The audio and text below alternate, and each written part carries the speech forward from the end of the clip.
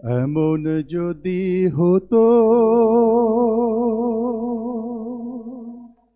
আমার দেশের শাসক হতো, ওমরেরই মতো হতো।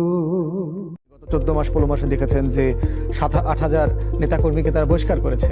কিন্তু দুঃখজনক হলো ওই ক্রিমিনাল যাদেরকে বহিষ্কার করেছে তাদেরকে আবার দলের সবাইকে রিসেন্টলি ফিরায় নিয়ে আসছে, এবং ফিরায় নিয়ে আসার মধ্য দিয়ে যে মেসেজটা দেওয়া হচ্ছে যে তাদের অপকর্মগুলো আগামী নির্বাচনে আমার জন্য জরুরি, মানে তার এই ধরনের গুন্ডা আসলে আমার লাগবে। ফু দিয়ে ইসলামী ছাত্র শিবিরকে উড়িয়ে দেওয়া যাবে না। রাজধানী থেকে শুরু করে প্রত্যন্ত অঞ্চল পর্যন্ত সর্বত্র শিবির ছড়িয়ে আছে। ইমানদার মুসলমানদের কলিজার ভিতরে শিবিরের জায়গা। আলহামদুলিল্লাহ বলে আমরা কেন্দ্রও পাহারা দিব। কোন ভোট দেওয়ার পরে বাক্স ছিনতাই করে নিয়ে যাইতে হলে তার মাথাটাও দিয়ে যাইতে হবে, তার হাতটাও দিয়ে যাইতে হবে। আমরা ছাড়বো না। তিতুমিরের বাঁশের লাঠি এদেশের মানুষ কি বৈধ না অবৈধ? বৈধ। আমরা কিন্তু সহজেই কি ছাড়বো না। একবার যদি আমরা রিস্ক নিয়ে সবাই দাঁড়ায় যাই, সন্ত্রাসীরা কি করবে? ওই শেখ হাসিনার মতন পালিয়ে যাবে, আর কোনোদিন মাথা তুলে দাঁড়াতে পারবে না।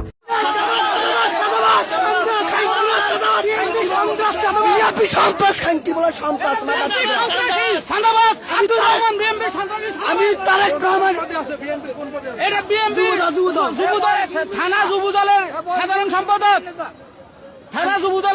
সম্পাদক, আব্দুর রহমান বহিষ্কৃত নেতা করে দিয়ে এরপরে বিএনপি দাবর দিয়ে কাজ করতেছে। বিএনপির উর্ব হাই কমিটির কাছে আবেদন করতেছি, তারেক রহমানের কাছে আবেদন করতেছি এই সন্ত্রাসী চাঁদাবাজরে বার করে দেওয়ার জন্য এই তেজগাঁ এলাকা থেকে দেশে। দেখছেন কিছুক্ষণ আগে ব্যবসায়ীদের একটি মানববন্ধন চলছিল।